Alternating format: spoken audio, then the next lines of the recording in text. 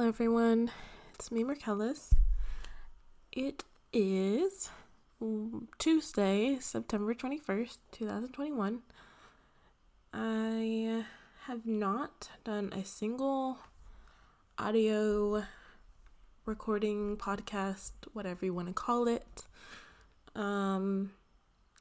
since I said that I would start doing these, but I wanted to get on here because I figured, there's no better time than now to get started.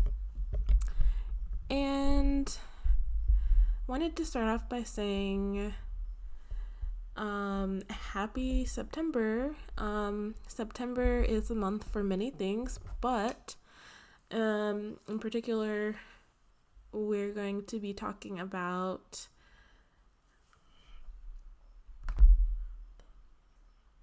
my family's journey with Chiari Malformation type 1.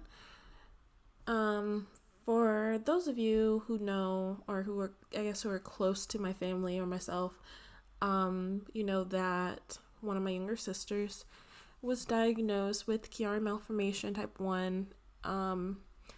It's been, over 3 years now? A little over 3 years. She was diagnosed. She was having a lot of different symptoms. And it took a while for that diagnosis to come about. But she did get that diagnosis, and since that discovery was made, there have been a lot of updates since then. But she's currently, I would say, she's thriving. She's learning how to, I guess, kind of live with it and push on, which I'm so proud of her for doing that. She's super strong, one of the strongest people I know, honestly. And yeah, so that's kind of like where our family's Chiari journey started, right? And then more recently, another one of my younger sisters, she was having a lot of different symptoms as well, kind of similar to what my other sister was having. One of the biggest ones being like just the chronic headaches, and some other different symptoms as well.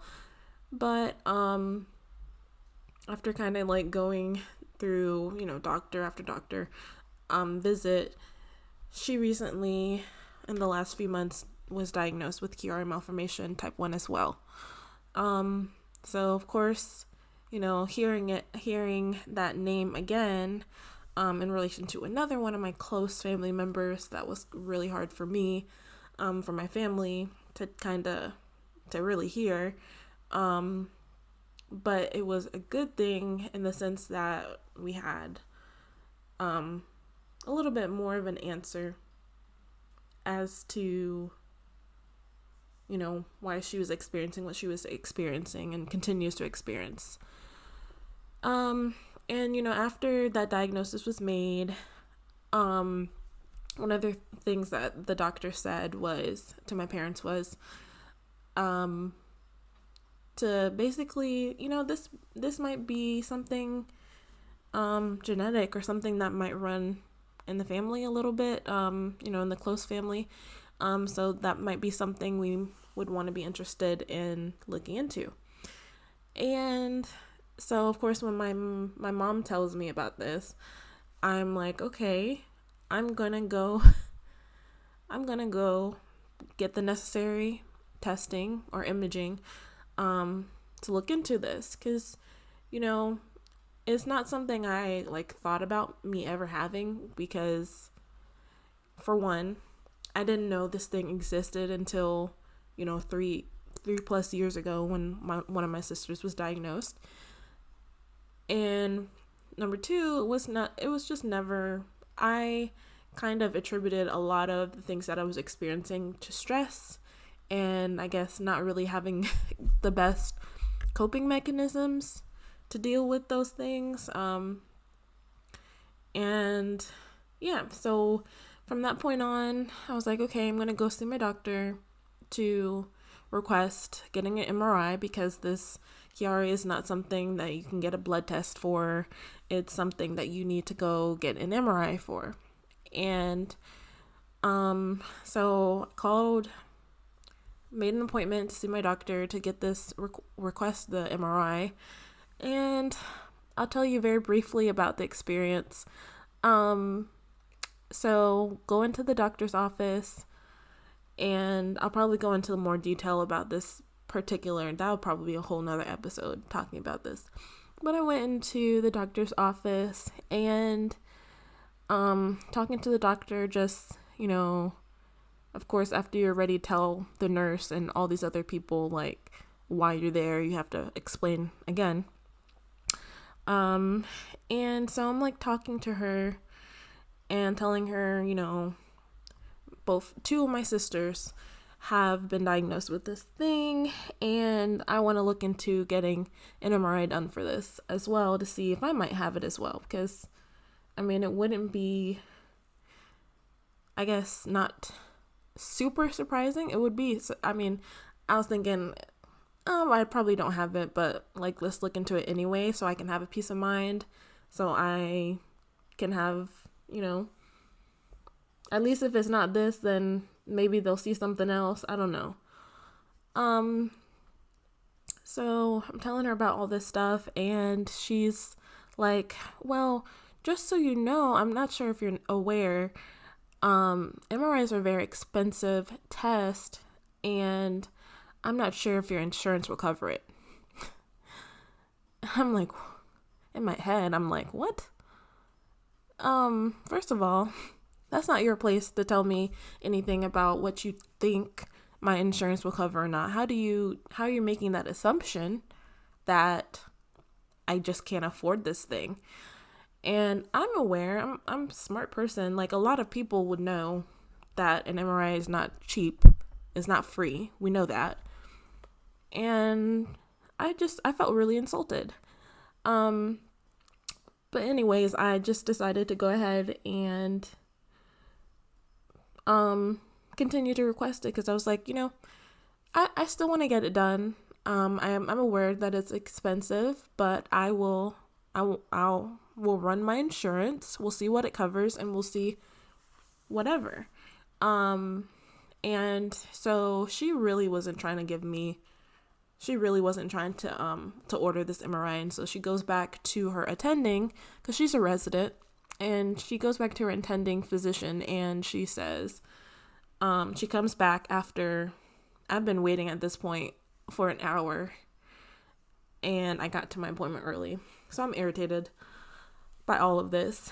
And she comes back after like 15-20 minutes, and she's like, so we went ahead, I spoke to my attending, and we went ahead and put in a referral for your MRI. I'm like, yeah, duh. Like, I asked for it. What? Like, anyways, so, and they put it in for, like, stat, which means, like, this is urgent, or whatever. And so, fast forward, I go get my MRI completed, and then I hear back, they said it's going to take about 2 days for my doctor to receive it, and I did the test on a Wednesday, and then I heard back on Monday, because I remember I was at one of my sister's volleyball games, and I got the call from the doctor, which I thought it was crazy that I was getting a call from them, but I was like, oh, I got to take this. And so, yeah, the doctor's like, the MRI did show a mild a mild Chiari Malformation type 1. And so I'm like, what? In my head, of course, I'm not saying this to her, but I'm like, okay. And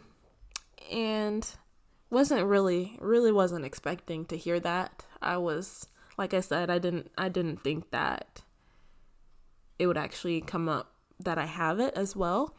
But then she started asking me, like, because with that type, they don't usually see a whole lot of symptoms.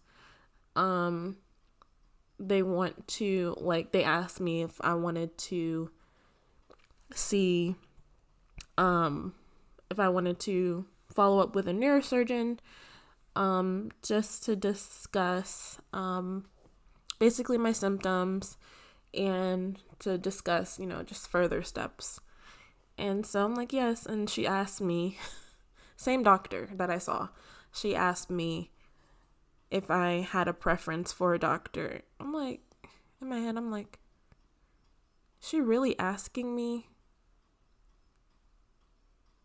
about a neurosurgeon? Like, I just have a long list of neurosurgeons that I know, like I have in my contacts list to, like, just to call up, like, hey, no, what?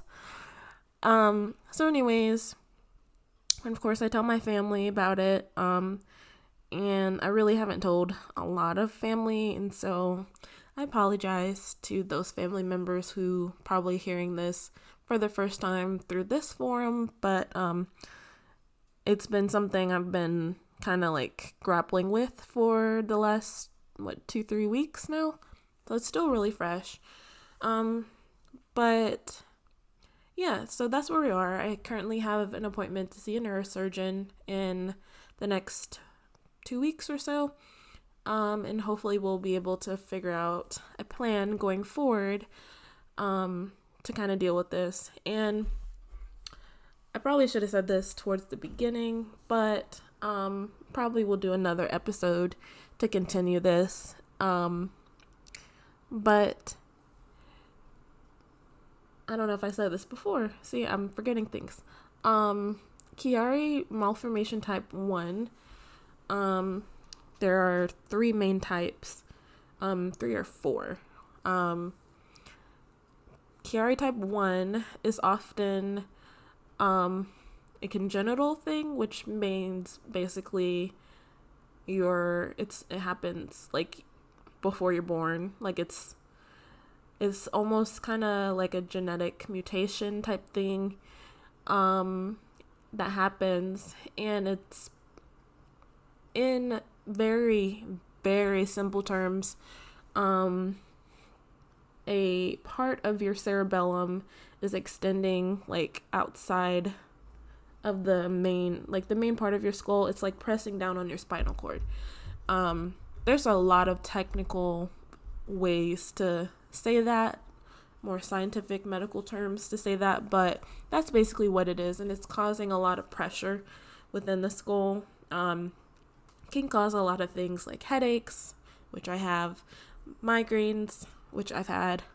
There are headaches at a specific place that are can be known as like Chiari headaches. That's what we call them in our family, where it happens like at the base of the skull in the back of the head. It could be like throbbing, just a lot of different things.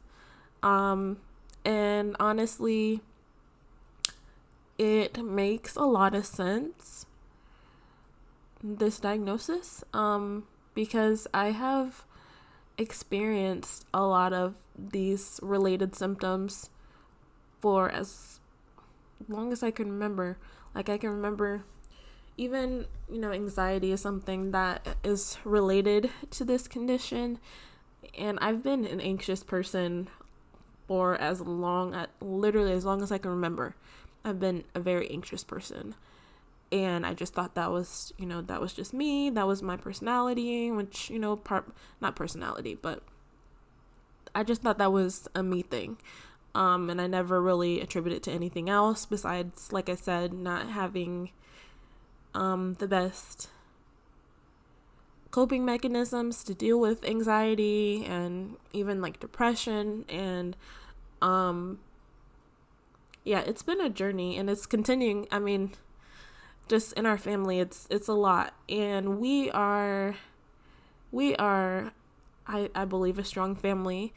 And I know that we can all get through this, but I'm gonna stop here because I am talking a lot longer than I thought I would be talking. But I wanted to share just an update for Chiari Malformation Awareness Month, which is the month of September.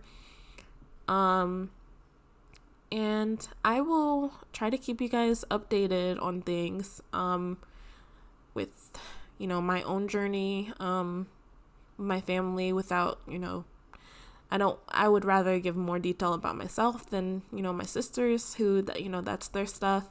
That's their own journey. But I just want to thank you all for taking the time to listen to this recording. And I hope that you will take some time to do your own research. I'm continuing to learn every day about Chiari. My mom calls herself the Chiari expert because she now has 3 children with Chiari, and she's dealt with, numerous doctor's visits with my sisters, and just trying to figure this thing out. And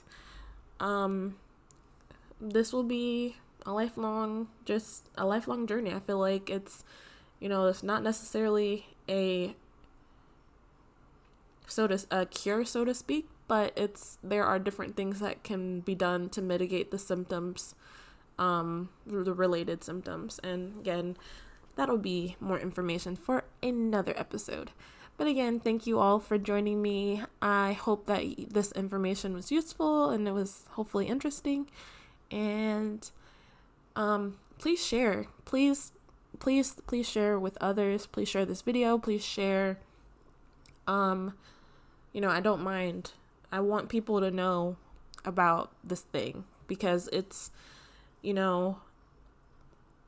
considered kind of rare. But I feel like as more people are aware of Chiari and the related symptoms, more people are open to, getting the imaging done to figure out if they have it. And there's been more identification because of that. So that all comes from being aware, being informed. So I hope that you guys will take the time to educate yourselves and to educate others and just do your research on this thing. And I hope you guys have a great day. Bye-bye.